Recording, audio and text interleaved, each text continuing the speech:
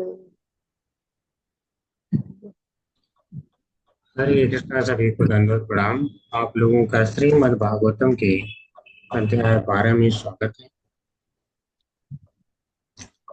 Chapter का नाम है सम्राट परीक्षित का जन्म। तो कल हमने देखा था श्लोका नंबर 12 और आज हम देखने वाले हैं श्लोका नंबर 13।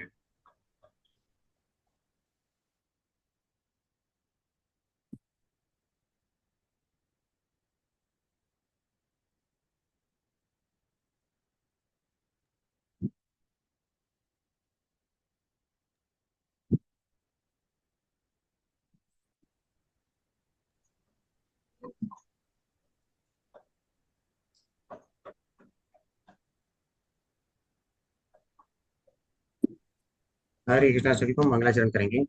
नारायणं नमस्कृत्य नारायणं नमस्कृत्य नरं चैव नरोत्तमं नरं नरं चैव चैव नरोत्तमं नरोत्तमं देवीं सरस्वतीं व्यासं देवीं देवीं सरस्वतीं सरस्वतीं व्यासं व्यासं ततो जयमुदीरयेत् ततो ततो जयमुदीरयेत् जयमुदीरयेत्। नष्टप्रायेषु अभद्रेषु नष्टप्रायेषु नष्टप्रायेषु भद्रेषु भद्रेषु नित्यं भागवत सेवया नित्यं नित्यं भागवत भागवत सेवया सेवया भगवते उत्तम श्लोके भगवते भगवते श्लोके उत्तमश्लोके भक्तिर्भवति नैष्ठिके।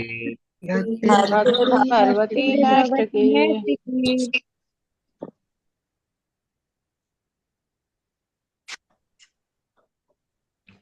तो श्रीमद् भागवतम प्रथम स्कंद अध्याय 12 चैप्टर का नाम है सम्राट परीक्षित का जन्म और श्लोका नंबर 13 एक बार रिसाइट करेंगे। तस्य प्रीतमना राजा तस्य प्रीतमना तस्य राजा प्रीतमना राजा विप्रैः धौम्य कृपादिभिः विप्रैर्भौम्य प्रदमय कृपादिभिः कृपादिभिः जातकं कारयामास जातकं जातकं कारयामास कारयामास वाचयित्वा च मङ्गलम् वाचित्वा वाचित्वा च च मङ्गलम्। मङ्गलम् तस्य प्रीतमना राजा तस्य प्रीतमना राजा विप्रैः धौम्य कृपादिभिः विप्रैर्भौम्य कृपादिभिः कृपादिभिः जातकं कारयामास जातकं जातकं कारयामास कारयामास वाचयित्वा च मङ्गलम् वाचस्पत्वा वाचित्वा च च मङ्गलम् मङ्गलम्। तस्य प्रीतमना राजा तस्य तस्य प्रीतमना प्रीतमना राजा राजा विप्रैः धौम्य कृपादिभिः विप्रैर्भौम्य विप्रैर्भौम्य कृपादिभिः कृपादिभिः जातकं कारयामास जातकं जातकं कारयामास कारयामास वाचयित्वा च मङ्गलम् वाचस्पति च वाचित्वा च मङ्गलम् मङ्गलम्। महाराज परीक्षित के जन्म से अत्यंत संतुष्ट हुए राजा युधिष्ठिर ने जात संस्कार करवाया। दाव में कृप इत्यादि विद्वान ब्राह्मणों ने शुभ स्तोत्रों का पाठ किया।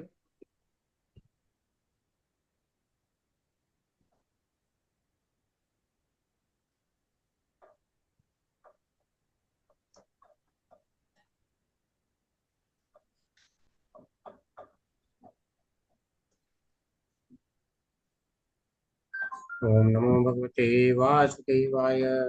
ओम नमो नमो भगवते वासुदेवाय। ओम नमो भगवते वासुदेवाय। ओम अज्ञानतिमिरान्धस्य चक्षुरुन्मिलितं तस्मै श्रीगुरुवे नमः। श्रीचैतन्यमनोभीष्टं स्थापितं येन भूतले रूपः कदा मह्यं ददाति स्वपदान्तिकं। वन्देऽहं श्रीगुरो श्रीयुतपदकमलं श्रीगुरोन् वैष्णवांश्च श्रीरूपं सागरजातं सागरे रघुनाथान्वितं तं सजीवं साद्वैतं सावधूतं परिजनसहितं कृष्णचैतन्यदेवं श्री राधा कृष्ण ललिता श्रीविशाखान्विताश्च नमो विष्णुपादाय कृष्णप्रेष्ठाय भूतले श्रीमते भक्तिवेदांत स्वामिनिति नामने नमस्ते सारस्वते देवे गौरवाणी प्रचारिणे निर्विशेषाशून्यवादी पाश्चात्यदेशतारिणे वाचाकल्पतरुभ्यश्च कृपासिन्धुभ्येव च पतितानां पावनेभ्यो वैष्णवेभ्यो नमः। श्री कृष्ण करुणा सिंधु दीनबंधु जगत्पते गोपेश गोपिकांत राधा कांत नमोस्तुते तप्त कांचन गौरांगी राधे वृंदावनेश्वरी विश्वानुस्पति देवी हरि प्रिय परमानंद जय श्री कृष्ण चैतन्य प्रभु नित्यानंद श्री अद्वैत गदाधर श्रीवासादि गौर भक्तवृंद नमो महावरण्याय नमो कृष्ण जय कृष्ण चैतन्य नाम और किसी नमः।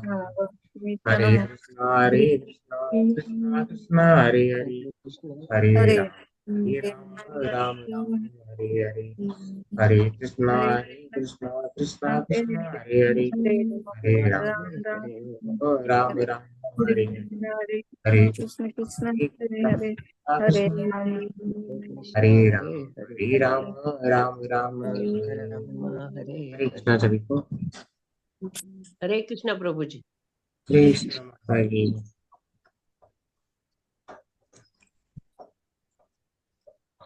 तस्य प्रीतमना राजा तस्य प्रीतमना राजा विप्रह्य दौम्य कृपादिव्य विप्रधौम्य कृपाधिभिः जातकं कारयामास जातकं कारयामास वाचयित्वा च मङ्गलम्। वाचयित्वा च मङ्गलम्। हरे कृष्णा सभी को जो लोग रिसाइट करना चाहते हैं कर सकते हैं। हरे कृष्ण प्रीतमना राजा हरे कृष्ण प्रभु जी। तस्य प्रीतमना राजा विप्रे धौम्य कृपादिवि जातकं कारयामास वाचयित्वा च मंगलम। हरे कृष्ण। हरे कृष्ण प्रभु जी। तस्य प्रीतमना राजा विप्लदोम्यकपादिभिः जातकं कारयामास वाचयित्वा च मंगलम। हरे कृष्ण सभी। हरे कृष्ण प्रभु जी। तस्य प्रीतमना राजा विप्रधौम्य कृपादिभिः जातकं कारयामास वाचित्वा च मंगलम। हरे कृष्ण। हरे कृष्ण प्रभु जी। तस्य प्रीतमना राजा विप्रधौम्य कृपाधिभिः जातकं कारयामास वाचयित्वा च मङ्गलम्। हरे कृष्ण। हरे हरे कृष्ण प्रभु जी। तस्य प्रीतमना राजा विप्रेरधौम्य कृपादिभिः जातकं कार्यमास मास वाचित्वा च मंगलम। हरे कृष्ण। हरे कृष्णा प्रभु जी। तस्य प्रीतमना राजा वृपे दोमी कृपा अधिभ्यः जातकं कारयामास वाचयित्वा च मंगलम। हरे कृष्ण।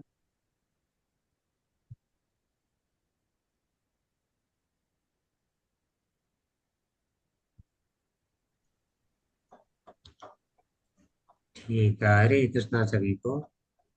तो अब हम इसका अर्थ एक बार फिर से देखेंगे। तो हम क्या देख रहे हैं, महाराज परीक्षित के जन्म से अत्यंत संतुष्ट हुए राजा युधिष्ठिर।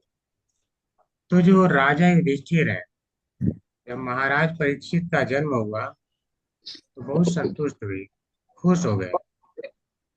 ठीक है, तो उन्हें बता दिया गया था कि बालक जो है कैसा रहेगा, तो वह काफी प्रसन्न हो गए। और प्रसन्न होने के बाद जात संस्कार करवाया।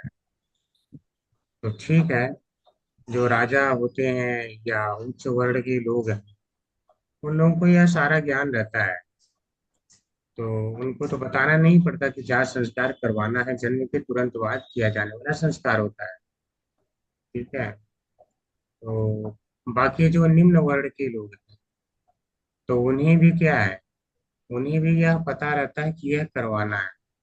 क्योंकि जो शिक्षा है, वर्ण व्यवस्था इस प्रकार से की गई है कि हर एक जानकारी कितने प्रकार के संस्कार आवश्यक हैं, वह सभी व्यक्ति को हो ही जाती है।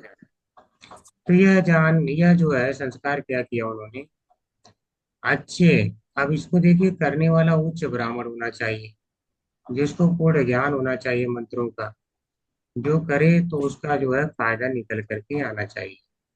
तो इन्होंने क्या किया, धौम्य, कृप इत्यादि बोले, इन्हीं के जैसे सभी विद्वान ब्राह्मणों ने शुभ स्तोत्रों का पाठ किया।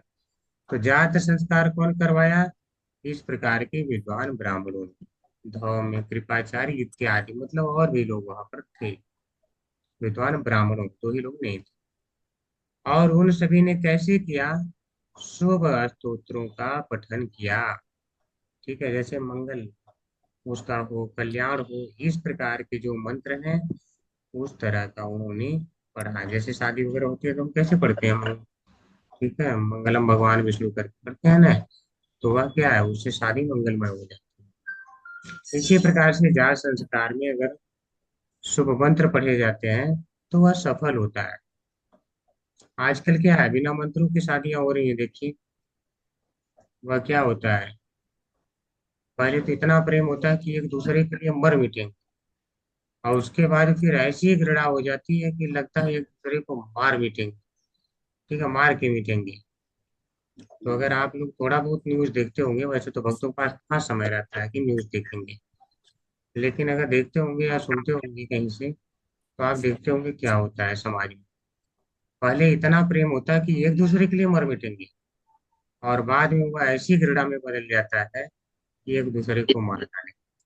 अभी रिसेंटली हुआ है, एक महालक्ष्मी नाम की लड़की है जिसको मार डाला एक लड़के ने। 59 टुकड़े उसके कर दिया, बताइए, 59 करके फ्रिज में कहीं रख दिया, तो कहीं इधर कहीं उधर, और लास्ट में क्या है, अपने भी जाके फांसी लगा के मर गई। तो पहले क्या है, प्रेम ऐसा होता है कि एक दूसरे के लिए मर मिटेंगे, और बाद में वही प्रेम उनका कैसा हो जाता है कि एक दूसरे को मार के मिट गया।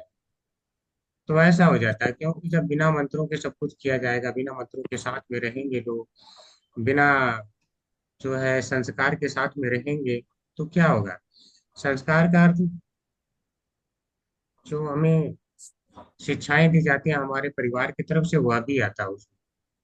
क्या हमें शिक्षाएं मिली हैं, किस प्रकार में समाज के साथ जीना चाहिए, एक लड़का है एक लड़की है तो उसे एक दूसरे के साथ कैसे व्यवहार रखना चाहिए, क्या सीमा होनी चाहिए, यह सब हमें कौन सिखाता है, शास्त्र। और जब हम शास्त्रों से दूर भागते हैं तो हम कष्ट की तरफ बढ़ते हैं। तो जितने इस प्रकार के यहाँ पे संस्कार किए जा रहे हैं, यह ऐसा नहीं कि इसका कोई मतलब नहीं है, मंत्र पढ़ दिया तो कोई मतलब नहीं है, मंत्रों में बहुत शक्ति होती है, सारा कार्य मंत्रों के द्वारा ही संपन्न होता है। तो यह जो है उच्च ब्राह्मणों के द्वारा किया गया। जब आप संस्कृत देखते हैं, तस्य, उसका, प्रीत मना, यानी जब राजा प्रीत बना का अर्थ होता है संतुष्ट है। जब राजा युधिष्ठिर, कौन संतुष्ट हुआ, राजा, यानी युधिष्ठिर जब संतुष्ट हो गए, उनके जन्म के कारण क्या है, संतुष्ट हुए कि हाँ ठीक है, ऐसा बालक आने वाला है हमारे खानदान में, जो महाभागवत होगा, भक्त होगा, यह सब जब जो जान गए, तो वह क्या किए कि और प्रसन्नता पूर्वक, ऐसे तो जात कर्म संस्कार लोग करवाते ही करवाते हैं, लेकिन जब इन्हें पता चल गया मानता के बारे में, तो विप्रय यानी विद्वान ब्राह्मणों द्वारा, कौन थे, जो धौम्य, कृपा यानी कृपाचार्य आदि के द्वारा जातकम कार्य, यानी जातक संस्कार करवाया, या जात संस्कार करवाया। वाचयित्वा, उन्होंने कैसे किया, तो वाचयित्वा बोल करके किया, वाच करके किया, क्या वाच करके, च मंगलम, अर्थात जो शुभ मंत्र होते हैं वह वाच करके उन्होंने जात संस्कार करवाए। ठीक है, हम तात्पर्य देखेंगे। हरे कृष्णा भूमिका माता जी। हरे कृष्ण। सभी को सादर प्रणाम। वर्णाश्रम धर्म में वर्णित संस्कारों को संपन्न कराने में निपुण हो, ऐसे श्रेष्ठ तथा बुद्धिमान ब्राह्मणों की आवश्यकता है।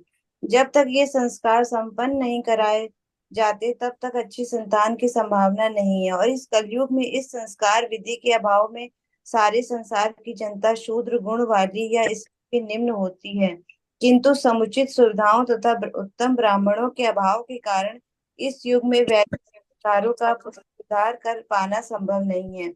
लेकिन इस युग के लिए अन्य पद्धति भी संस्तुत है, और वह यह है पंचारित्र पद्धति। पांच रात्रिक पद्धति शूद्र श्रेणी के लोगों पर लागू की जाती है, जो कलयुग की प्रजा मानी जाती है। तो और युग तथा काल के अनुरूप संस्तुत की जानने वाली यही संस्कार विधि है, किंतु यह संस्कार विधि केवल आध्यात्मिक विकास के निमित्त है, किसी कार्य के नहीं। आध्यात्मिक उन्नति कभी भी उच्च या निम्न पैतृकता से नियंत्रित नहीं होती। गर्भाधान संस्कार के बाद अन्य अन्य संस्कार भी होते हैं, यथा सीमांतोन्नयन, सदभक्षणम इत्यादि, जो गर्भावस्था काल में संपन्न होते हैं। और जब शिशु होता है तो सबसे पहला संस्कार जात कर्म है। यह संस्कार महाराज युधिष्ठिर द्वारा राज पुरोहित धौम्र तथा महान सेनापति एवं पुरोहित कृपाचार्य जैसे योग्य ब्राह्मणों की सहायता से संपन्न कराया गया। हरे महाराज कृष्णा माता जी। हरे हरे कृष्णा। किसी और को मौका देते हैं। हरे कृष्णा आशा माता जी। हरे कृष्ण प्रभु जी। जी पढ़िए माता जी। शिला प्रभुपाद की जय। शिला प्रभुपाद द्वारा महाराज युधिष्ठिर ने इन दोनों विद्वान तथा योग पुरोहितों की सहायता के लिए तमाम उत्तम ब्राह्मणों को लाकर यह उत्सव संपन्न कराया। अतः सारे संस्कार अर्थात शुद्धिकरण के विधियां मात्र औपचारिकताएं या सामाजिक उत्सव ही नहीं, अपितु हरे कृष्ण ये व्यवहारणीय है और धर्म तथा कृपा जैसे योग ब्राह्मणों द्वारा सफलता पूर्वक संपन्न कराए जाते हैं। इस युग में ऐसे ब्राह्मण न केवल विराले हैं अपितु उपलब्ध भी नहीं होते। अतः इस पतित युग में आध्यात्मिक उन्नति के लिए गोस्वामी मंजन वैदिक अनुष्ठानों के अपेक्षा पंचतंत्रिक सूत्र के वारिता प्रदान करते हैं। कृपाचार्य महर्षि संदर्भ के पुत्र थे और गौतम के वंश में उत्पन्न हुए थे। उनका जन्म एक आकस्मिक घटना कही की जाती है। संयोगवश महर्षि संदर्भ की भेंट जनपति नामक स्वर्ग की एक सुप्रसिद्ध अप्सरा से हुई, तो संदर्भ का वीर्य दो भागों में बंट गया। एक भाग तुरंत बालक बन गया और दूसरा बालिका। इस प्रकार जुड़वा बच्चे उत्पन्न हुए। बालक कृपा नाम से और बालिका कृपी नाम से विख्यात हुई। महाराज संतानु को हरे कृष्ण प्रभु जी। हरे कृष्णा सुमंगला माता जी। हरे कृष्णा प्रभु जी। दंडवत प्रणाम। बालक कृप तथा बालिका कृपी नाम से विख्यात हुई। महाराज शांतनु को जंगल में शिकार करते समय ये शिशु मिले और घर आकर संस्कार कराकर उन्हें ब्राह्मण पद प्रदान किया। बाद में कृपाचार्य ध्रुवाचार्य के समान महान सेनापति बने और उसकी बहन कृपी ध्रुवाचार्य को ब्याह दी गई। कालांतर में कृपाचार्य युद्ध कुरुक्षेत्र के युद्ध में सम्मिलित हुए और दुर्योधन के दल में चले गए। कृपाचार्य महाराज परीक्षित के पिता अभिमन्यु को मारने में सहायक बने, किंतु ध्रुवाचार्य के ही समान महान ब्राह्मण होने के कारण वे अभी भी पांडव कुल द्वारा सम्मानित थे। जब दुर्योधन से युद्ध क्रिया में हारकर पांडव वन चले गए तो महाराज धृतराष्ट्र ने उनके मार्गदर्शन के लिए कृपाचार्य को नियुक्त किया। युद्ध समाप्त होने पर कृपाचार्य पुनः राजसभा के सदस्य बन गए और महाराज परीक्षित के जन्म के समय जन्मोत्सव को सफल बनाने के लिए उन्हें वेद मंत्रोच्चार करने हेतु आमंत्रित किया गया। महाराज युधिष्ठिर जब राज प्रसाद त्याग कर हिमालय के लिए महाप्रयाण करने लगे तब वे महाराज परीक्षित को शिष्य रूप में कृपाचार्य को ही सौंप गए। उन्होंने संतुष्ट होकर घर का त्याग किया, क्योंकि महाराज परीक्षित का भार कृपाचार्य ने संभाल लिया था। बड़े बड़े शासक, राजा तथा सम्राट तथा तक कृपाचार्य जैसे विद्वान ब्राह्मणों के मार्गदर्शन में रहते हुए समुचित रूप से राजनैतिक उत्तरदायित्व निभाते थे। हरे कृष्णा प्रभु जी, धन्यवाद प्रणाम। हरे कृष्ण माता जी।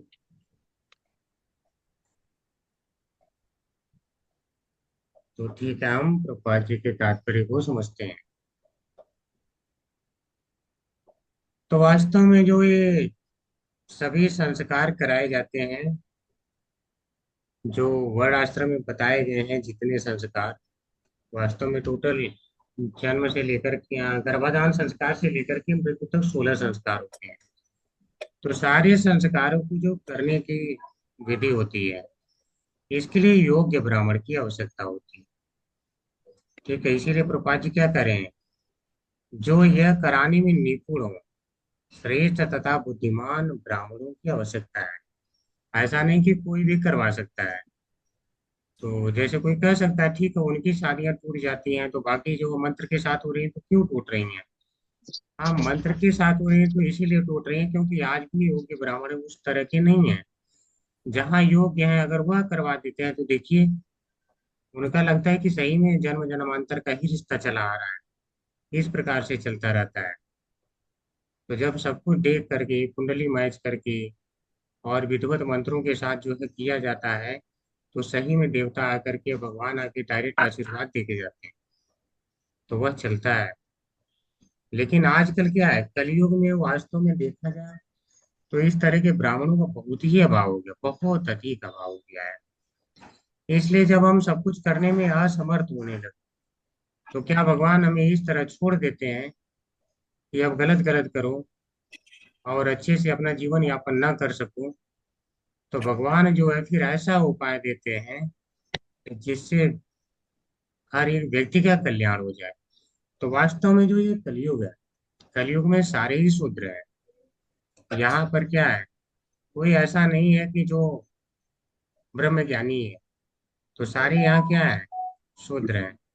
इसीलिए प्रभुपाद जी क्या कह रहे हैं कि जो शूद्र गुण वाली ये जनता हो गई है यहाँ। तो जब कलयुग में सारे ही शूद्र हो जाते हैं, तो उनके कल्याण के लिए फिर पांच रात्रिक विधि आती है। पांच रात्रिक विधि में क्या है, शुद्ध भक्ति का मार्ग सिखाया जाता है। इस शुद्ध भक्ति के मार्ग के द्वारा सारे संस्कार स्वतः ही पूर्ण हो जाते हैं। अगर किसी का अलग से संस्कार नहीं भी किया जाएगा तो सारे ही पूर्ण हो जाते हैं। तो यह ऐसी संस्कार विधि है। तो इसीलिए करें, किंतु यह संस्कार विधि केवल आध्यात्मिक विकास के निमित्त है, अन्य किसी कार्य के लिए नहीं। तो ऐसा नहीं कि हम इसका जो है दुरुपयोग करते रहे, हम कहीं भी कुछ कर्म कांड इसे बना दें। यह एक भक्ति योग का माध्यम है। और जो व्यक्ति सचमुच में भक्ति योग में लग जाता है, भक्ति में ही लग जाता है, तो उसके लिए सारे कर्म कांड जो है हट जाते हैं, कुछ करने से नहीं रह जाते हैं। तो इसीलिए कह रहे हैं कि अन्य कार्य के लिए नहीं है। इसे कोई ऐसा ना कि कर्म कांड बना डाले, कर्म कांड नहीं बनाना है, केवल भक्ति के लिए ही प्रयोग में लाना है। तो जब हर व्यक्ति भक्ति में लगा रहेगा, तो अगर कुछ जो है अयोग्य ब्राह्मणों के द्वारा उतना अच्छा से आपका संस्कार नहीं भी हो पाया, तो वह सब जो है आपको कोई प्रभाव नहीं डाल पाता है, क्योंकि आप भक्ति में स्थित हो जाते हैं। गर्भाधान संस्कार के बाद अन्य संस्कार भी होते हैं। जैसे गर्भकाल में जब व्यक्ति होता है, तो उस समय बता रहे हैं कि सीमांतो नयन, सदभक्षणम इत्यादि जो है, यह गर्भावस्था के समय में जो है संस्कार किए जाते हैं। ठीक है, मुझे तो बहुत ज्यादा इसका नॉलेज नहीं है क्या है, लेकिन सीमांतोन्नयन के बारे में थोड़ी सी जानकारी है। यह संस्कार उस समय किया जाता है आ, जब बच्चा गर्भ के अंदर होता है, और यह बच्चे के कल्याण के लिए और आ, माता के कल्याण के लिए, दोनों के लिए होता है। तो इसमें जो है, इसलिए इसको बोलते हैं सीमांतोन्नयन संस्कार। बाकी सद बच्चन के बारे में मुझे जानकारी नहीं है, अगर किसी को कोई है जानकारी तो दे सकते हैं, या कल भी शेयर कर सकते हैं, मिलेगा तो। तो ये सभी संस्कार हैं जो कि क्या है, योग्य ब्राह्मण ही करवा पाते हैं, जो इनके ज्ञाता है। तो प्रभुपाद जी क्या कर रहे हैं कि ऐसी योग्य ब्राह्मणों की कमी है। अर्थात हमारे पास ऐसे लोग हैं नहीं जो कि इसे विधिवत मंत्रों के द्वारा संपन्न करवा सके। तो सबसे अच्छा क्या उपाय रह जाता है कि भक्ति योग में स्थिर हो जाओ कलयुग में। तो कलयुग के लिए इसी की वास्तव में संस्तुति की गई, क्योंकि हम बाकी सब कुछ कर्मकांड करने में भी अक्षम है, हम उतना अच्छे से नहीं कर पाएंगे। और भक्ति योग अगर कोई करता है तो वह जो है क्या है, कर्मकांड से परे हो जाता है।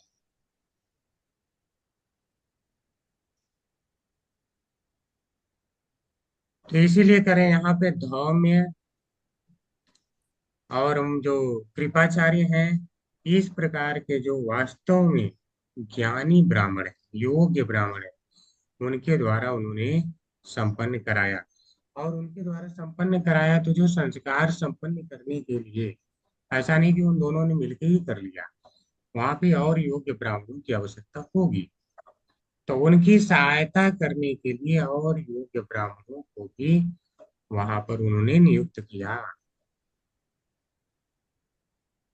तो इससे क्या है कि ये सारे संस्कार अर्थात शुद्धिकरण की विधियां मात्र औपचारिकताएं या सामाजिक उत्सव भी नहीं है, अपितु ये व्यवहार्य हैं। तो ये जो संस्कार किए जाते हैं, तो संस्कार के माध्यम से क्या होता है, शुद्धिकरण होता है। हर एक स्टेप पर शुद्धिकरण होता रहता है। तो जब इस प्रकार से शुद्धिकरण होता है तो एक शुद्ध संतान पैदा होती है, वह आध्यात्मिक विकास फिर उसका होता है, लोगों के कल्याण के लिए वह सोच सकता है।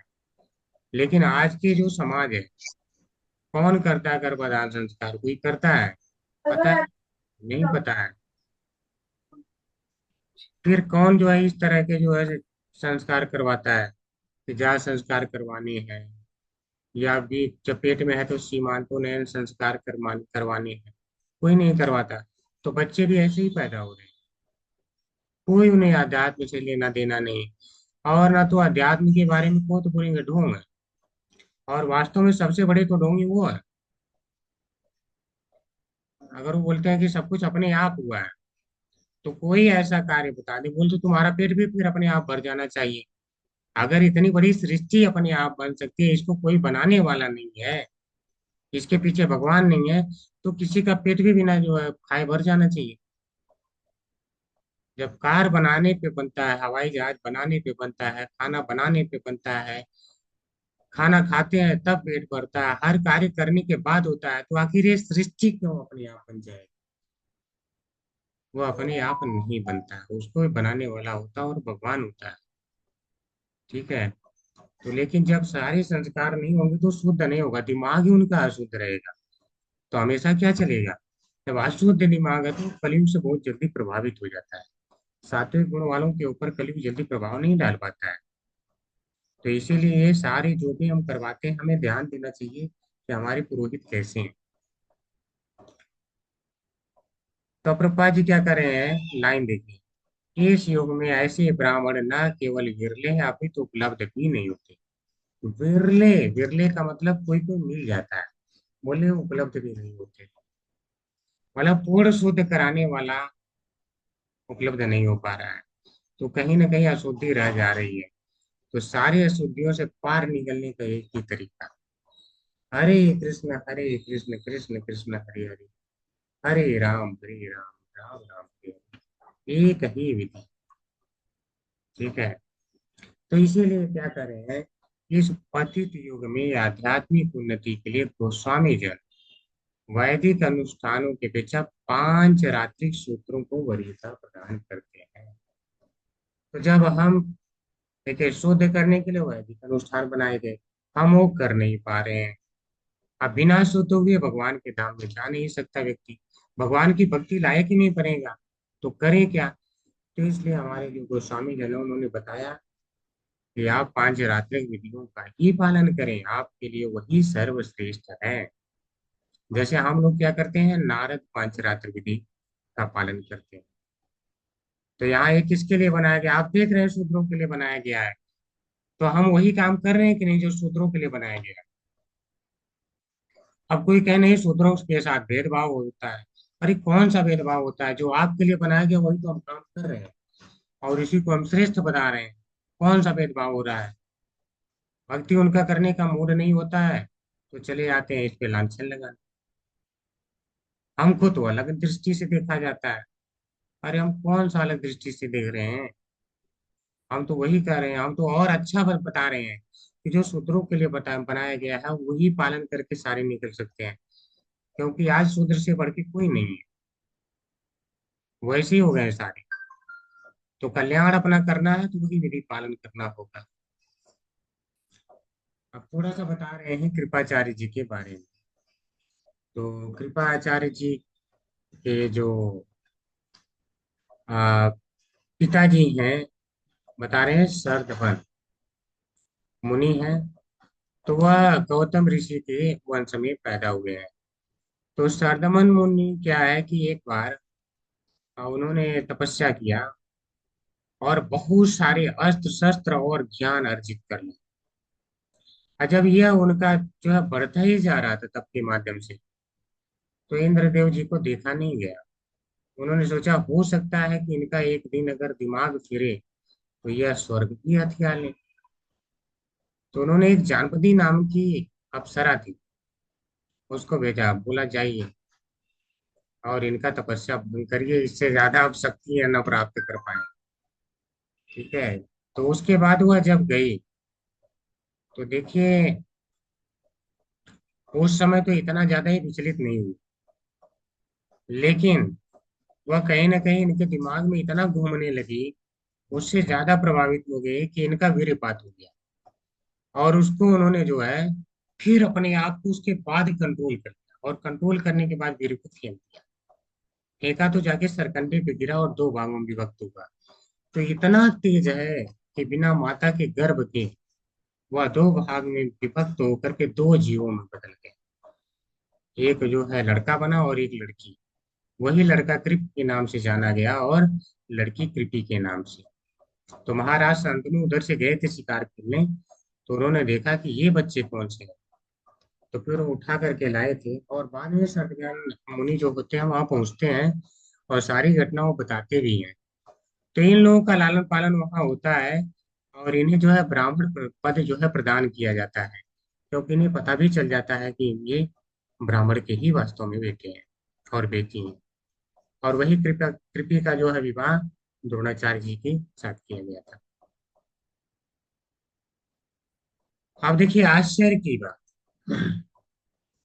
कृपाचार्य युद्ध लड़े किसकी तरफ से? कौरव की तरफ से। पूरा उनकी तरफ से मन से युद्ध लड़े, गलती भी की। अभिमन्यु का जब वध किया जा रहा था तो उसमें कृपाचार्य भी सम्मिलित थे। सोचने की बात है। और वही नहीं, जब द्रौपदी के 5 बेटों को मारा गया उस समय क्या है, जो अश्वत्थामा इत्यादि ये सारे के सारे जब गए थे तो उस समय ये भी सम्मिलित थे। तो इतना पाप करने के बाद भी लेकिन पांडव ने क्या है, अपने आचार्य के रूप में बाद में स्वीकार करते हैं और उन्हें राज्यसभा का सदस्य बनाते हैं। और उन्हें एक ब्राह्मण के कारण, कि ब्राह्मण के गुणों से संपन्न है, उस समय इनकी मजबूरी थी, जिसका खाया अन्न उसका साथ दिया।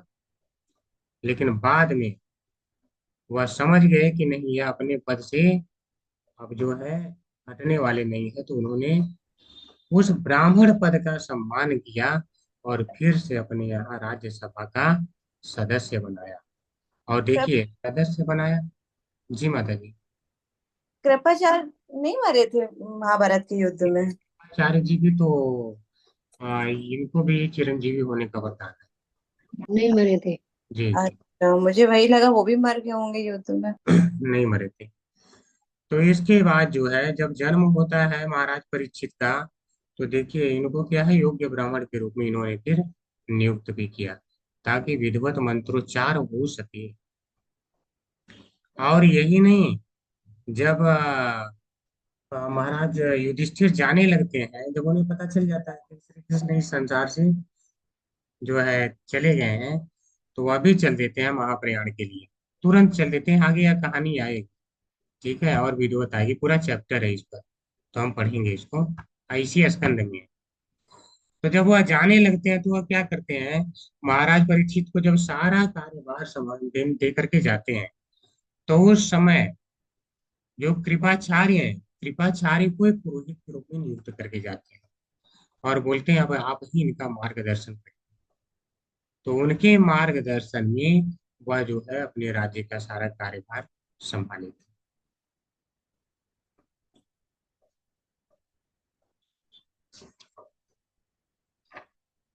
ठीक है, हम 14 देखते हैं।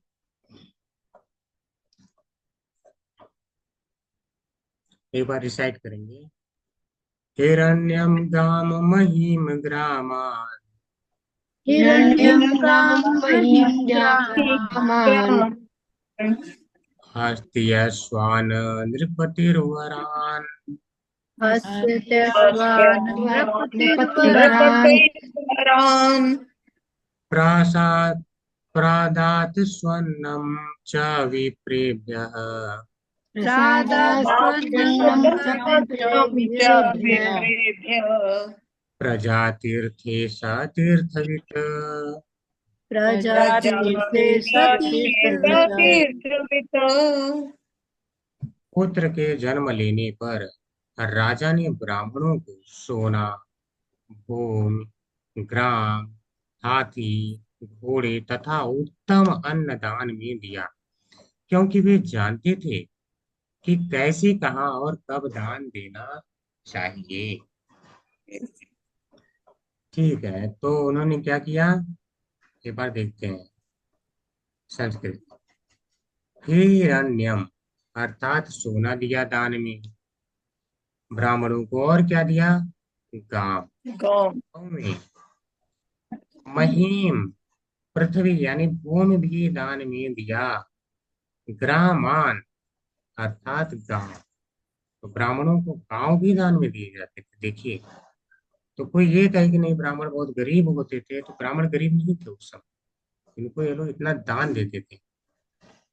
हस्ती हाथी दान में दिए, अश्वान घोड़े दान में दिए। कौन दिया, नृपति, नृपति अर्थात राजा ने दिया। किस चीज के रूप में दिया, तो कह रहे हैं वरान अर्थात पुरस्कार के रूप में। तो उन्होंने अच्छे से जात कर्म संस्कार करवाया, तो इस पुरस्कार में इतना सारा कुछ दान में दिया गया। और क्या किए, तो कह रहे प्रादात सुवर्णम, सुवर्णम अन्नम का अर्थ होता है अन्न, सु का होता है अच्छा, यानी उत्तम क्वालिटी के अन्न भी प्रदान किए गए। किसको प्रदान किए गए, तो करें विप्रेभ्य, जो ब्राह्मण है उन ब्राह्मणों को प्रदान किए गए। तो किस अवसर पर प्रदान किए, तो करें प्रजा तीर्थी, तीर्थी का अर्थ यहाँ पे समय से लिया गया। तो प्रजा तीर्थी यानी पुत्र के जन्म के समय पर उन्होंने जो दान दिया था उसे करें प्रजा तीर्थी, यानी पुत्र के जन्म दिवस पर दान देते समय।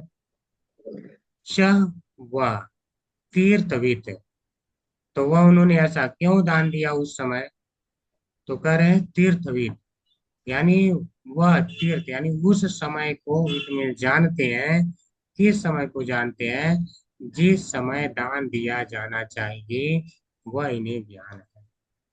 तो जब आप लोग 17वां अध्याय पढ़ते हैं तो वहां पर इसका वास्तव में वर्णन आता है कि दान किसे दिया जाता है। वहां पे बताया गया देश, काल, पात्र के अनुरूप दान दिया जाता है, और जो देने योग्य, जो दान को स्वीकार करने योग्य है, किसको दिया जाना चाहिए इस पर विचार करके देता है, तो वह दान क्या कहलाता है, सात्विक दान कहलाता है। और किस भाव से दिया जाता है, उपकार की भावना से नहीं दिया गया, यानी अनुपकारिणी, बिना उपकार की भावना से दिया गया, तब जाके सात्विक दान होता है। अर्थात दान कब किया जाना चाहिए, राजा को यह ज्ञान है। तो इसको 17वें अध्याय में आप लोग देख सकते हैं।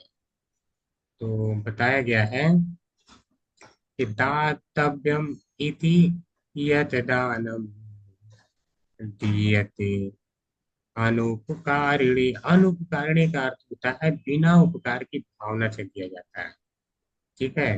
अदातव्यम का अर्थ होता है जो देने योग्य है उसे ही देना चाहिए, सबको नहीं देना चाहिए, वो दुरुपयोग कर सकता है।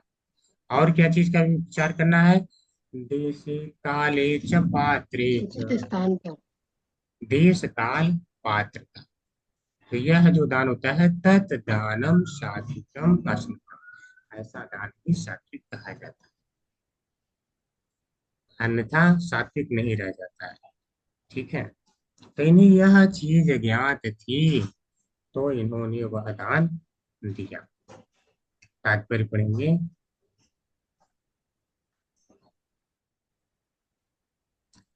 हरे कृष्णा हिमानी माता जी। हरे कृष्ण प्रभु जी। तात्पर्य श्रीला प्रभुपाद जी द्वारा। श्रीला प्रभुपाद जी की जय। केवल ब्राह्मणों तथा सन्यासियों को गृहस्थियों से दान ग्रहण करने का अधिकार प्राप्त है। समस्त संस्कारों के विभिन्न अवसरों पर, विशेष रूप से जन्म, विवाह तथा मृत्यु के संस्कारों के समय ब्राह्मणों को धन वितरित किया जाता है, क्योंकि ब्राह्मण ही मानव जाति की प्राथमिक आवश्यकता के लिए सर्वश्रेष्ठ सेवा प्रदान करते हैं। इन अवसरों पर स्वर्ण, भूमि, ग्राम, घोड़े, हाथी तथा अन्न के साथ समस्त भोज्य सामग्री के रूप में प्रचुर दान दिया जाता था। अतः ब्राह्मण वास्तव में निर्धन नहीं होते थे, उल्टे उनके पास प्रचुर सोना, भूमि, ग्राम, घोड़े, हाथी तथा पर्याप्त अन्न रहता था, जिससे उन्हें कुछ और कमाने की आवश्यकता नहीं पड़ती थी। उसके बदले में वे संपूर्ण समाज के कल्याण हेतु अपने आप को समर्पित कर देते थे। हरे तीर्थविद कृष्णा शब्द माता जी। हरे कृष्णा। हरे कृष्णा गिरिजा माता जी। हरे कृष्ण प्रभु जी। शील प्रभुपाद की जय। तात्पर्य प्रभुपाद द्वारा। तीर्थविद शब्द महत्वपूर्ण है, क्योंकि राजा को पता था कि कहाँ और कब दान दिया जाए। दान कभी व्यर्थ नहीं जाता, न वह निरुद्देश्य होता है। शास्त्रों के अनुसार दान उस व्यक्ति को दिया जाता था जो अपनी आध्यात्मिक प्रभुता के बल पर दान लेने के पात्र होते थे। तथा कथित दरिद्र नारायण, जो अनधिकृत व्यक्तियों द्वारा परम भगवान के बारे में फैलाई गई एक भ्रांति धारणा है, उसका उल्लेख दान के सुपात्र के रूप में शास्त्रों में कभी भी नहीं मिलता है। कोई भी दरिद्र व्यक्ति घोड़े, हाथी, भूमि तथा ग्रामों के रूप में इतना मुक्त है दान नहीं पा सकता है। निष्कर्ष ये निकलता है कि बुद्धिमान व्यक्तियों या भगवान की सेवा में लगे हुए ब्राह्मणों का इस तरह पालन होता था कि उन्हें शरीर की आवश्यकताओं की चिंता नहीं रहती थी, तथा राजा एवं अन्य गृहस्थ खुशी खुशी उनके सुख का ध्यान रखते थे। शास्त्रों हरे का कृष्णा आदेश माता है जी। कि हरे कृष्णा माता जी। धन्यवाद प्रभु, धन्यवाद प्रभु। हरे कृष्णा रक्षा माता जी। हरे कृष्णा प्रभु जी। बोलिए शील माता। प्रभुपाद की जय। शास्त्रों का आदेश है कि जब तक शिशु नाल द्वारा माता से जुड़ा रहता है, तब तक शिशु तथा माता के शरीर का एक भाग माना जाता है। किंतु ज्यों ही नाल काट दी जाती है और शिशु माता से विलग हो जाता है, त्यों ही जात कर्म संस्कार संपन्न किया जाता है।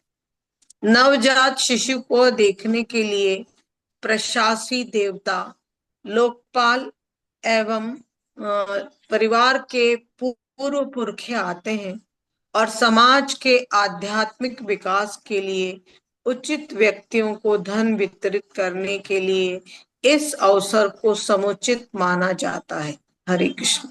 हरे कृष्णा माता जी। तो प्रभुपाद जी देखिए क्लियर लिख रहे हैं।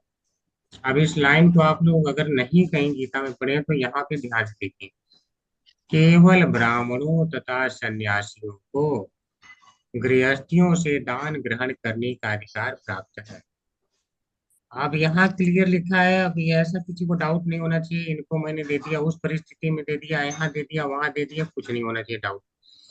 क्लियर है, केवल ब्राह्मण है, सन्यासी है, तो वही गृहस्थों से दान प्राप्त करने का अधिकार रखता है और किसी को नहीं है। शास्त्र के अनुसार ये, बाकी आप अपना दिमाग लगाना हो तो लगा लीजिए। ठीक है, वह है। जी। समस्त संस्कारों के विभिन्न अवसरों पर विशेष रूप से जन्म, विवाह, मृत्यु, तो ये देखिए, जन्म पे हम दान दे रहे हैं यह समझ में सबके आता है, खूब खुश है। विवाह में भी दान कर रहे हैं यह भी समझ में आता है। तो क्या मृत्यु में भी दान किया जाना चाहिए? यह थोड़ा सा हमें लगता है ना कि नहीं नहीं कुछ तो गड़बड़ है। गड़बड़ नहीं है, मृत्यु के समय में क्या क्या दान किया जाना चाहिए इसका गरुड़ पुराण में व्याख्या है, हो सकता है भागवत में भी आ गया है। अभी तो मैंने नहीं पूरा पढ़ा है, तो मैं नहीं बता सकता इसमें आएगा आगे कि नहीं आएगा। बट गरुड़ पुराण मैंने पढ़ा तो वहां पे ये सब है, क्या क्या दान किया जाना चाहिए कि जो लोग कर्मकांडी है तो उनका भी कल्याण हो जाए। तो वह सब विधि जो है बताई गई है। तो यहाँ पे मैं उसको न बताऊं नहीं बताऊंगा, ठीक है, अन्यथा कर्मकांड की तरफ आप लोगों का झुकाव बढ़ेगा। क्योंकि भक्ति जो कर रहे हैं उन्हें कोई और ये सब चीजें आवश्यक नहीं होती हैं करने की। केवल भक्ति से ही सारा कुछ उनका जो है पूर्ण हो जाता है। तो अगर कर्मकांडी है तो उनके लिए वहां भी विधि होती है, तो उसमें भी क्या क्या दान करना चाहिए ऐसा होता है। और उस समय ब्राह्मणों को दान किया जाता है और दान के विशेष फायदे होते हैं। तो इसीलिए प्रभुपाद जी क्या कर रहे हैं कि ब्राह्मण ही मानव जाति की प्राथमिक आवश्यकता के लिए सर्वश्रेष्ठ सेवा प्रदान करते हैं। क्यों देते हैं? क्योंकि ये सर्वश्रेष्ठ सेवा देते हैं। जब तक व्यक्ति जिंदा रहेगा तब तक उसका कल्याण होता रहेगा, और उसके बाद भी ऐसा ज्ञान देंगे कि जीवन के बाद भी उसका कल्याण हो जाए। तो इसीलिए जो राजा वगैरह होते थे जिनके पास प्रचुर मात्रा में धन उपलब्ध होता था वो बहुत कुछ दान में देते थे। तो आप देख रहे हैं सोना, भूमि, गांव, घोड़ा, हाथी, अन्न, इतना, और कौन कौन सा सुवर्ण, यानी उच्च क्वालिटी वाला, ये सब दिया जा रहा है। तो ये नहीं कोई कर सकता नहीं, ब्राह्मण उस समय बहुत निर्धन उनकी पोजीशन थी, उन्हें केवल दान पे, दान ना पाए तो मर जाए, दान उनको इतना राजा ही दे देते थे कि उनको कहीं जो है मांगने की आवश्यकता नहीं पड़ती थी। या गृहस्थ इतना दे देते थे उन्हें मांगना ही नहीं पड़ता था अलग से, अलग से कुछ नहीं सोचना पड़ता था कि मैं कल क्या खाऊंगा आज खा लिया। वो गरीब नहीं होते थे। तो इसके बदले वो क्या करते थे, लोगों को आध्यात्मिक ज्ञान देते थे जिससे हर हित कल्याण हो। तो इसीलिए प्रभुपाद जी करें उसके बदले में वे संपूर्ण समाज के कल्याण हेतु अपने को समर्पित कर देते थे। कोई दे जो है क्या है, लोग कमा के उसे अपना धन और दौलत ये समर्पित कर रहे हैं, वो अपने आप को ही समर्पित कर दे रहा है लोगों के प्रति। सोचिए कितनी बड़ी बात है। लेकिन उस बात का महत्व आज हम नहीं समझ पा रहे हैं, क्योंकि हमारी बुद्धि क्या हो गई है, मंदा सुमंदवती हो, मंद भाग्य हो पतिता, मंद हो गए बुद्धि, मंद भाग्य हो गए। ठीक है, तो कहाँ से हमारी समझ में आए? तीर्थवित है, तीर्थवित शब्द प्रभुपाद जी बता रहे हैं कि बहुत इंपॉर्टेंट है। तीर्थविद यानी दान कब दिया जाए इसका उन्हें ज्ञान था। तो ऐसा नहीं कि दान का जो है दान व्यर्थ चला जाता है, इसका कोई उद्देश्य नहीं है। वास्तव में जब 18वें अध्याय में जाएंगे तो वहाँ भी बताया गया है कि यज्ञ दान तपः कर्म न त्याज्यम कार्यमेव तत्, यज्ञोदानम तपश्चैव पावनानि मनीषिणाम्। यज्ञ, दान और तप यह कभी त्याग करने योग्य कर्म नहीं है। यहाँ तक यह तीनों कर्म अगर किए जाते हैं तो यह मनुष्यों को भी पवित्र कर देते हैं। तो क्या हम मनुष्यों के जैसे हो गए हैं? इतने उचित तो नहीं हो गए हैं ना कि हम आज सारा त्याग करके बैठ जाए। लेकिन वो भी करते हैं तो उन्हें भी और पवित्र बनाते हैं। तो अगर राजा यहाँ पे दान कर रहे हैं तो ऐसा नहीं कि वो पागल हो गए हैं। ठीक है, यह सब ज्ञान की बातें हैं। जो इसके महत्व को जानता, जो वास्तव में ज्ञानी है, ज्ञानी चूर्ति जो परम ज्ञानी है, वह इसके महत्व को जानता है। यह है। तो दान किसे दिया जाता है? जिन्होंने आध्यात्मिक प्रबुद्धता प्राप्त किया है, अध्यात्म में आगे हैं, वही ब्राह्मण हैं और वही ले सकते हैं। तो कभी कभी लोग बोलते हैं अरे किसको दान दे के आ रहे हो? अरे दरिद्र नारायण आ गए थे। देखो, ये भ्रांत धारणा फैलाई गई है कि दरिद्र नारायण, अगर नारायण है तो उनका ही इस संसार में सब कुछ है, वह दरिद्र कैसे हो सकते हैं? मतलब अपने अमीर हो गए हो कि यार नारायण को दान दे सकते हो? हम्म। ईशावास्यमिदं सर्वं यत् किंच जगत्याम जगत, जो कुछ भी है उन्हीं का है। तो आज उनको आप दान देने लायक हो गए। अहम सर्वस्य प्रभवः मत्तः सर्वं प्रवर्तते, मुझसे ही सारा कुछ उत्पन्न होता है। ठीक है, मुझसे ही सारा उत्पन्न होता है। और आज उन्हीं को चल रहे हैं लोग दान देने। पिताहम अस्य जगतो माता धाता पितामह, जो स्वयं पिता है, माता है, धाता है, पितामह है, सब कुछ है जगत की, ऐसे अनंत जगत में उनको हम दान देने चल रहे हैं। ठीक है, तो उनको तो यह क्या है? यह कहीं ना कहीं जो आध्यात्म पे लगे हैं उन्हें नीचा दिखाने की एक कोशिश की जाती है। तो वह दरिद्र नहीं होते थे वास्तव में। दरिद्र को स्वयं कोई दान देगा इतना? घर दे दे, कहाँ दे दे, दरिद्र को कोई देगा? जो उस योग्य होता है उसको लोग दान देते हैं। आज लोगों को चापलूसी सूझती है, आज किसे देते हैं दान? जिससे कुछ फायदा होता है उसे देते हैं। ठीक है, जिसमें लोग फायदा समझते हैं उसे दान देते हैं कि इसको मैं कुछ दूंगा तो उसके बदले में कुछ पाऊंगा। और ऐसे दान को क्या कहा जाता है? तो इसको ऐसे दान को कहा जाता है यत तु प्रतिकारार्थम फलम उद्देश्य वा पुनः, यानी ऐसा दान जो प्रतिकार, यानी मुझे बाद में ऐसा फिर करेगा, ये मेरे लिए करेगा, मैं इसको कर रहा हूँ तो मेरे लिए कुछ और करेगा, या फल के उद्देश्य से किया जाता है। ठीक है, दियते च परिक्लिष्टम तत् दानम राजसम स्मृतम, इस प्रकार का दान जो राजसी दान कहलाता है। तो लोग आज कौन सा दान कर रहे हैं? सात्विक दान तो भूल ही गए हैं। अपना फायदा हो रहा है जहाँ वहां कर रहे हैं। ठीक है, तो वहां पर भी लोग फायदा देखते थे, लेकिन कौन सा फायदा? अध्यात्म में उन्नति हो, ऐसा फायदा देखते थे। तो वह तो हमसे ज्यादा ज्ञानी है। आज हम किसको दे रहे हैं दान? ताकि हमारे शरीर का थोड़ा सा वो ध्यान रख सके। लेकिन तब किसको देते थे? सीधे आत्मा का ही कल्याण कर सके। तो तब भी जो आज भी जिसको दान दे रहे हैं वह नहीं गरीब है, और तब भी जिसको दान देते थे वह भी गरीब नहीं था। और यहाँ तक राजा कैसे देते थे? मुक्त हस्त दान, यानी खुले हाथों, उनके खुले हाथों दान किया, जितना लेना है ले लो। ठीक है, तो ब्राह्मणों को कभी सोचना नहीं पड़ता था कि आज खाया तो कल क्या खाऊंगा, उनके शरीर का पालन होता था। और वह तुरंत जो है अपने बारे में टेंशन फ्री होके केवल दूसरों के बारे में ही सोचते रहते थे कि उनका कैसे मैं कल्याण करूं, यह सोचते रहते थे। तो सारे गृहस्थ खुशी खुशी उनके, तो ब्राह्मणों का सुख का ध्यान रखा करते थे। तो कैसे यह सब ज्ञान उन्हें था? क्या सारे गृहस्थ पढ़ते थे शास्त्र? नहीं, सुनते थे। उनके अंदर सुनने की क्षमता थी। तब नाटक खेले जाते थे, नाटक के माध्यम से वहां पे जो है यह सब प्रदर्शित किया जाता था। आज का नाटक होता भी है, कुछ होता भी है, चलचित्र में दिखाया जाता है, तो क्या दिखाया जाता है? कभी शास्त्र के बारे में दिखाते ही नहीं, कहाँ से ज्ञान होगा लोगों को? ठीक है, तो आगे चलते हैं। तो जब तक व्यक्ति, ये वो जो बच्चा है, वह माता के नाल से जुड़ा होता है, तब तक उसे क्या माना जाता है? जैसे पैदा भी हो जाता है, नाल से जुड़ा है, तब तक उसे माता के अंग का ही एक भाग माना जाता है। तो तब तक उसको ये नहीं माना जाता पैदा हुआ, जात कर संस्कार तब तक नहीं कराए जाते हैं। ठीक है, और उसके पहले लेकिन दान वगैरह दिया जाता है, उसके बाद लगता है सूतक। तो जब नाल कर जाती है उसके बाद लगता है सूतक, उसके बाद नहीं दिया जाता।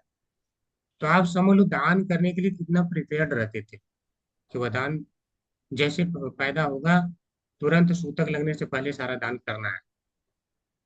तो तब जाके जैसे नाल कटेगा तुरंत जो है फिर जात संस्कार करवा दिया जाता है। तो जब वह लड़का पैदा होता है तो उसे देखने कौन कौन आता है? जब यह संस्कार मंत्र पूर्वक किए जाते हैं, तो मंत्र पूर्वक किए जाते हैं, तो सारे जितने देवता नियुक्त किए गए हैं लोकपाल, वह आते हैं देखने। जो उनके पितर हैं वह देखने के लिए आते हैं। ठीक है। तो जब यह देखने आते हैं तो क्या है, आशीर्वाद देते हैं। तो क्यों आध्यात्मिक उन्नति होता है, आप उसका कारण आप समझ सकते हैं कि जब मंत्र के द्वारा दिया जाता है, किया जाता है उनका आह्वान और संस्कार किए जाते हैं, तो उनको जो समर्पित किया जाता है वह क्या है, उसके द्वारा वह संतुष्ट होकर के आशीर्वाद देते हैं, जिससे क्या है, लोगों का आध्यात्मिक विकास होता है। तो वास्तव में मूल है आध्यात्मिक विकास। ठीक है। तो इस प्रकार से उन्होंने दान दिया, जात कर्म संस्कार कराए। तो आज यहीं पर हम विराम लेंगे। हरे कृष्णा सभी को। अगर कोई प्रश्न है तो कर सकते हैं, या कोई अच्छा पॉइंट है बता सकते हैं। प्रभु जी थोड़ा वो बताइए ना, वो क्या बता रहे थे और नहीं बता पाए हैं। क्या चीज? वो गरुड़ पुराण के कर्मकांड। कर्मकांड का जान के क्या करेंगे प्रभु जी? भक्ति करना है कि कर्मकांड करना है? नहीं, हमको भक्ति करना है प्रभु जी। हाँ, तो कर्मकांड आवश्यक नहीं है, आपका ध्यान फालतू उधर जाए। ठीक है। प्रभु जी गरुड़ पुराण मैंने भी पढ़ा हुआ है वैसे, पर जी। उसमें भी तो बाद में भक्ति के लिए ही लिखा हुआ है। स्टार्टिंग में पूरा पहले ये सब बताने के बाद लास्ट में सारा वही है कि आपको भगवान की भक्ति ही करनी चाहिए। तो माता जी वही चीज अगर समझ में किसी की आए तब नहीं। भक्ति के बारे में थोड़ा थोड़ा तो हर शास्त्र में डाला गया है, लेकिन लोग समझ नहीं पाते ना, उलझे रह जाते हैं कर्म कांडों में। इसलिए कर्म कांडों की ज्यादा बात ही नहीं करनी चाहिए, ताकि लोग भक्ति की तरफ ही केवल अग्रसर हो। भगवान कृष्ण पे ध्यान होगा, भगवान की लीलाओं पे ध्यान होगा, भगवान की कथाओं पे, भगवान के सारे जितने रहस्य हैं उन पे ध्यान होगा। तो हम सदैव भगवान के ही स्मरण में रहेंगे, हम कुछ सोचेंगे ही नहीं।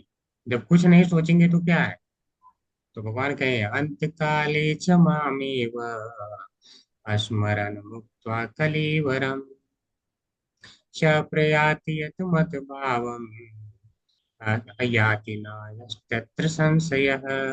वह मेरे धाम को प्राप्त कर लेता है। आप बताइए, सबको धाम प्राप्त करना है कि नहीं करना है? करना तो है प्रभु जी। तो जो धाम भगवान का प्राप्त करना, भगवान की सेवा प्राप्त करना है, बाकी चीजों से मतलब क्या है? अन्य अभिलाषिता शून्यम बनिए, सारी अभिलाषाओं से परे बन जाएगी, केवल कृष्ण की ही अभिलाषा रह जाए, सारी खत्म हो जाए। खत्म करिए सारी आसक्ति संसार से। ठीक है। अरे हरे कृष्ण प्रभु जी। जी, हरे प्रभु कृष्ण। जी मेरा ये क्वेश्चन था कि आज ये कलयुग में मैं अपने लिए नहीं पूछ रही प्रभु जी, लेकिन जब आसपास देखते हैं कि दान जो है सब करते हैं बहुत जोरों शोरों से कि हमें भगवान मतलब आशीर्वाद देंगे, तो दान भी इसमें बताया गया है कि मतलब विधि विधानों से संपन्न की जाते थे। अब के लोग तो उस तरह करते नहीं है और बहुत ज्यादा मतलब आशा पाल कर तब करते हैं कि हमको ऐसा मिले। तो क्या इस दान का कोई मिलता भी है फल, की ऐसे ही सब व्यर्थ जा रहा है कि अंधे की तरह चले हाँ जा रहे मिलता है ना। उसका फल यह मिलता है कि अगला जन्म फिर मिल जाता है, उस दान जो उन्होंने किया है उसको फिर लेने के लिए मिल जाता है। जो इतना उन्होंने दिया है किसी को, तो अगले जन्म में तो खाना भी तो पड़ेगा, खिलाया तो फिर से जन्म लेना पड़ता है। ठीक है माता जी। तो वह बार में फिर से इस जन्म कर्म के बंधन में उलझ जाता है। यानी जो अश्वत्थ नाम का वृक्ष बताया गया उसको और बढ़ा देता है, अपने कर्म रूपी वृक्ष को और बढ़ा लेता है। ठीक है। दान भी करना है तो हैं। किसके लिए? भगवान के लिए। यत करो हरे कृष्णा प्रभु जी। प्रभु जी कभी कभी आता है मुंह से, आदत जो पड़ी हुई है ना जन्मों से, वो भगवान के सामने कभी कभी निकल जाता है, फिर रिमाइंड आ जाता है नहीं हमें कुछ मांगना नहीं है, हमें भगवान हमें खुद ही सब कुछ देख रहा है कि। लेकिन जो आदत है ना, संस्कार पड़े हुए हैं जन्मों से, वो छूटते नहीं है। धीरे धीरे हम सब तो छूट जाएगा माता। प्रभु जी पहले से तो बहुत कम हो गया है, लेकिन बट जो है कुछ आशा रहती है, पर उसको भी खत्म करने की कोशिश में लगे रहते हैं। वो भी छूट जाएगा जब कृष्ण में और ज्यादा आसक्ति बढ़ेगी ना, तो वो खत्म हो जाएगा। जितनी ज्यादा आसक्ति होगी, जितना ज्यादा अट्रैक्शन होगा, जितना हम लीलाएं सुनेंगे उतना आकर्षण होगा। अब आप इतना ही इमेजिन करिए, जितना भी आपने अभी सुना है, तो और ज्यादा आकर्षण हुआ कि नहीं कृष्ण की तरफ हुआ है? तो यह जब आकर्षण और बढ़ता जाएगा ना, जैसे जैसे और आगे बढ़ेंगे और बढ़ता जाएगा, और तो सारी चीजें पीछे छूटती जाएंगी। ठीक है माता जी, अलग से प्रयास करना ही नहीं पड़ेगा। हरे कृष्ण प्रभु। हरे कृष्ण माता जी। ठीक है, और किसी का कोई प्रश्न? ठीक है, नहीं है तो आगे हम चलेंगे।